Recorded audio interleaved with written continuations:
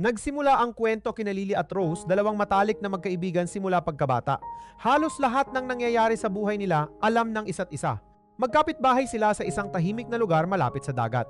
Pareho silang may pamilya pero ilang taon nang pumanaw ang asawa ni Lily kaya kasama na lang niya ang anak niyang si Len.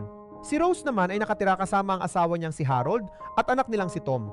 Magkasama nang lumaki sina Len at Tom, parehong 20 years old at sobrang close na parang magkapatid. Isang araw, pumunta sa beach sina Lily at Rose kasama ang kanilang mga anak. Habang nagsusurfing sina Len at Tom, masayang pinapanood sila ng dalawang magkaibigan. Pagkatapos, pumunta silang lahat sa bahay ni na Rose at nagkwentuhan habang tinitingnan ang mga lumang litrato nila. Pero nang makita ni Len ang litrato ng kanyang ama, bigla siyang nalungkot at namiss ito. Napansin iyon ni Lily kaya agad niya itong kinomfort. Maya-maya dumating si Harold kaya nagpasya muna si Lily na umuwi habang nagstay muna si Len sa bahay ni na Rose. Nang silang dalawa na lang, sinabi ni Harold kay Rose na inalok siyang maging lecturer sa isang university sa Sydney at gusto niyang lumipat sila roon. Hindi natuwa si Rose dahil buong buhay niya ay nasa lugar na iyon lalo na't ayaw niyang malayo kay Lily. Pero dahil gusto niyang suportahan ng asawa, napilitan siyang pumayag. Kinabukasan, makikita naman natin si Lily sa trabaho. May isang lalaking matagal nang may gusto sa kanya. Dahil birthday nito, inimbitahan niya si Lily sa party niya at halatang gusto rin itong maging mas malapit sa kanya. Pero hindi interesado si Lily kaya gumawa na lang siya ng dahilan para maayos itong tanggihan. Kinabukasan, umalis muna si Harold papuntang Sydney para asikasuhin ang ilang importanteng bagay. Samantala nagpunta ulit sa beach sina Lily at Rose kasama sina Len at Tom. Buong araw silang nag-enjoy bago nagtuloy sa bahay ni na Rose para mag-party. Habang nag-iinuman, naparami ang inom ni Tom hanggang sa malasing at magsuka. Agad naman siyang tinulungan ni Len. Maya-maya, umuwi na si Lily para matulog. Pero dahil hindi maganda ang kalagayan ni Tom, nagdesisyon si Len na manatili muna para bantayan ang kaibigan. Pagsapit ng madaling araw, nagising si Rose dahil kailangan niyang pumunta sa banyo. Paglabas niya, nakita niyang gising pa rin si Len. Tinanong niya ito kung may kailangan ba siya, pero hindi sumagot si Len. Sa halip, lumapit ito kay Rose at bigla siyang hinalikan. Nagulat si Rose pero kalaunan hindi rin niya napigilan ang sarili at gumanti. Hindi nila alam na sa kabilang banda biglang nagising si Tom. Dahil nauhaw siya, pumunta siya sa kusina para kumuha ng malamig na bote ng wine. Ilang saglit pa nakita niya ang kanyang ina na si Rose na lumabas ng kwarto kasama si Len.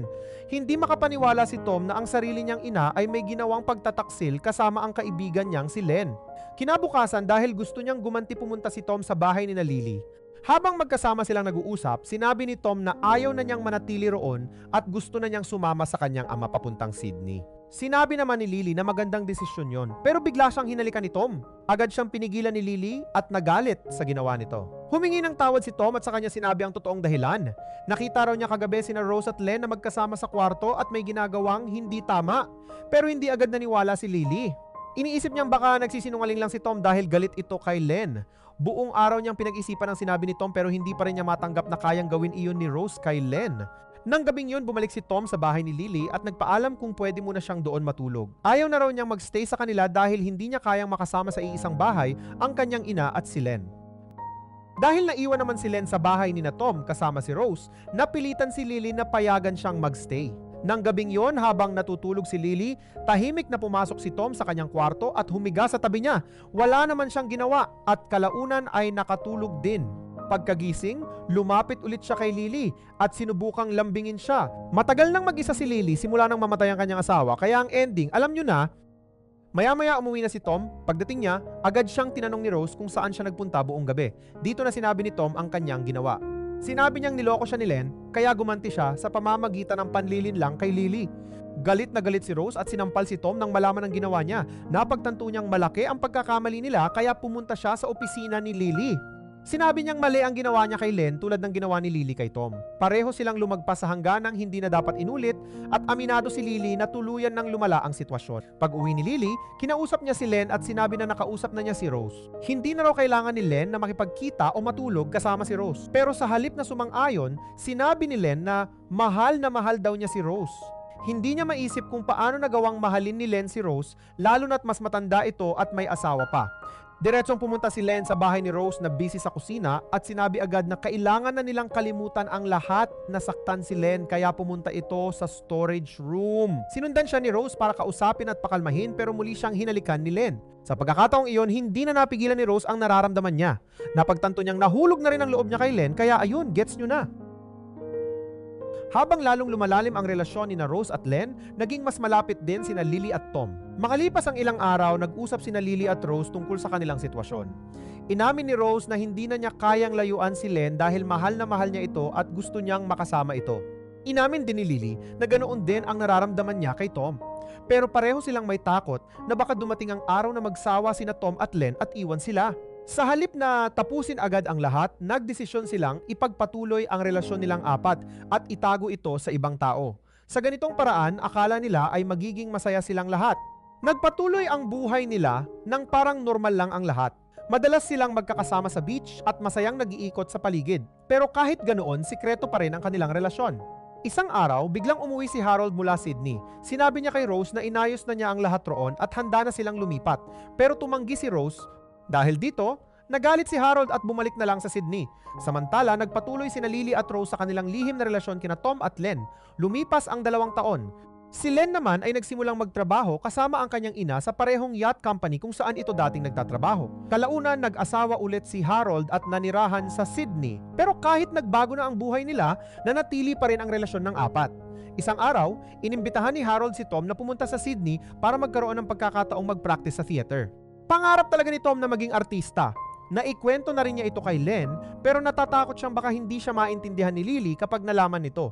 Sinabihan siya ni Len na siya na ang bahala sa lahat at dapat ay mag-focus lang si Tom sa karir niya. Kinabukasan, umalis si Tom papuntang Sydney. Doon niya nakasama ang kanyang ama at ang bagong asawa nito. Kalaunan, nagsimula siyang mag-training sa theater. Dito niya nakilala ang isang babae na si Mary. Mabilis silang naging close at kalaunan ay naging romantically involved. Kinabukasan, tinawagan ni Tom si Lily at sinabi ang tungkol kay Mary. Tinawag niya itong kanyang pinakamatalik na kaibigan pero hindi natuwa si Lily nang marinig iyon. Nakaramdam siya ng matinding selos. Samantala, patuloy pa rin sina Len at Rose sa kanilang relasyon. Pero habang lumilipas ang panahon, lalong namimiss ni Lily si Tom. Natatakot siyang baka tuluyan na itong lumayo sa kanya habang tumatanda siya. Sa kabilang banda, masaya si Tom kasama si Mary at ipinakilala pa niya ito sa kanyang ama. Makalipas ang ilang araw, biglang bumalik si Tom para bisitahin si Lily. Sobrang saya ni Lily nang makita siya. Nang gabing iyon, sabay-sabay silang nag-dinner at masayang nagkwentuhan. Ikinuwento ni Tom ang tungkol sa kanyang theater career, pero biglang tumunog ang phone niya. Tumayo siya at lumayo para kausapin si Mary. Nang makita iyon ni Lily, napagtanto niyang nagbago na ang atensyon ni Tom. Pakiramdam niya, mas mahalaga na ngayon kay Tom si Mary kaysa sa kanya. Kinabukasan, pumunta si Harold sa bahay ni na Rose at kasama niya si Mary. Sinabi niyang birthday ni Tom, kaya dinala niya si Mary para sorpresahin ito. Nang gabing iyon, ginanap ang birthday party ni Tom sa bahay ni na Rose. Maraming bisita ang dumalo. Habang nagpa-party ang lahat, nakita ni Lily si Tom na masayang sumasayaw kasama si Mary. Lalong sumama ang loob niya. Nang mapansin ni Tom si Lily, ipinakilala niya rito si Mary. Maya-maya, sinabi ni Tom na ihahatid muna niya si Mary sa hotel dahil gabi na. Pinigilan siya ni Lily pero hindi siya pinansin ni Tom at umalis kasama si Mary.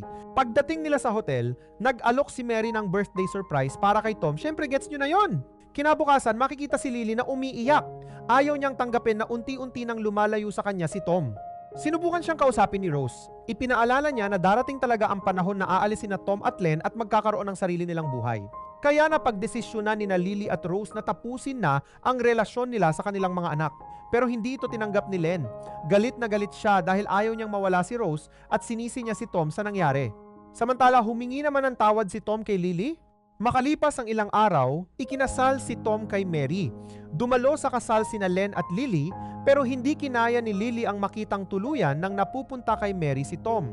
Samantala, may nakilala namang babae si Len na si Jessica. Mabilis silang naging magkaibigan at habang magkasama silang sumasayaw, nakita sila ni Rose. Hindi niya napigilan ang selos. Dahil gusto ring gumanti ni Len kay Rose. Nagpunta siya sa hotel kasama si Jessica, syempre matik na. Pero pagkatapos nito, napagtanto niyang si Rose pa rin ang tunay niyang mahal. Kaya gabing-gabi, pumunta si Len sa bahay ni Rose at pinakiusapan siyang pagbuksan siya. Pero tumanggi si Rose at tuluyang napaiyak. Kahit pinili niyang lumayo kay Len, malinaw na hindi pa rin niya ito kayang kalimutan. Dahil hindi siya pinagbuksan ni Rose, galit at bigo si Len kaya nagpunta siya sa dagat para mag-surfing.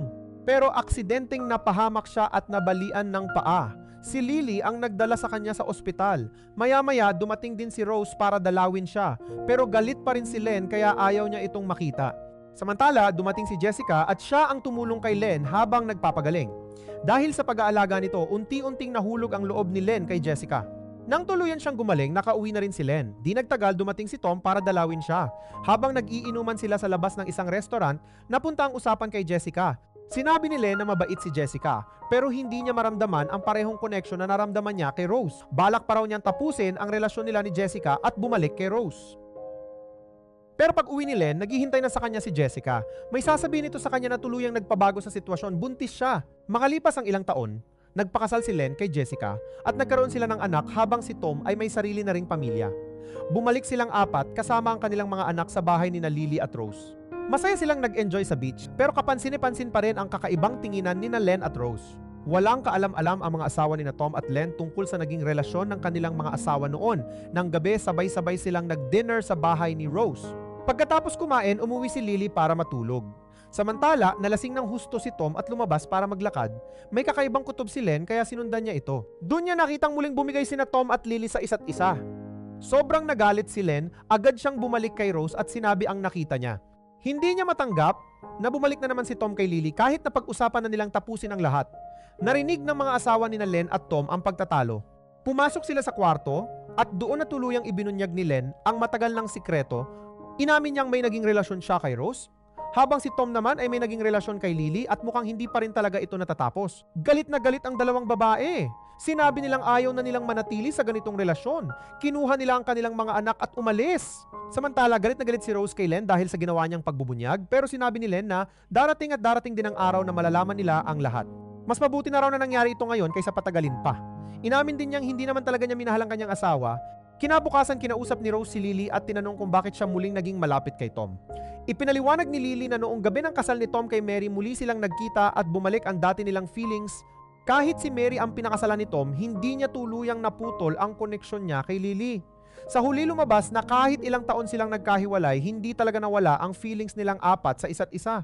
Kaya muli nilang pinili ang isa't isa at nagsimula ulit ang kanilang komplikadong relasyon. Grabe! Anong klaseng love story to? Pero sa totoo lang, ang biggest lesson dito, hindi porket mahal mo ang isang tao tama nang ipaglaban siya kahit may masasaktan kang iba. Minsan kailangan mo marunong bumitaw bago maging mas magulo ang lahat. Pero kayo, ano masasabi nyo sa ending? Sino ang pinakamali sa apat? Comment nyo, gusto kong malaman kung sino ang kakampihan nyo. Ako, masasabi kong wild talaga ang love story nila hanggang ending walang preno. Anyways, kung nagustuhan nyo tong recap, please like and subscribe ha. See you sa next recap dito sa Nickplex!